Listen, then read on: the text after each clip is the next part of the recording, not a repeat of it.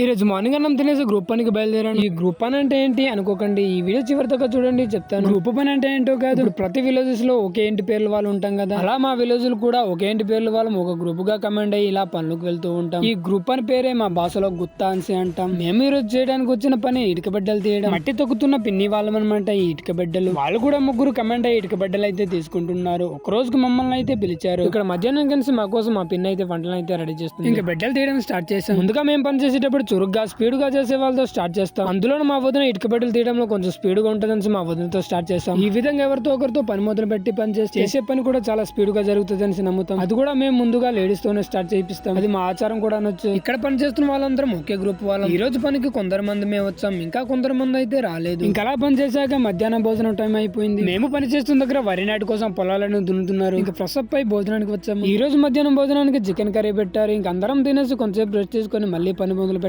ఇంకా అలా సాయంత్రం దాకా పని చేసి మళ్ళీ రిటర్న్ ఇంటికి బయలుదేరి. ఈ వీడియో నచ్చినట్లయితే లైక్ చేసి మరిన్ని వీడియోస్ కోసం ఇప్పుడే మన ఛానల్ ఫాలో అయిపోండి.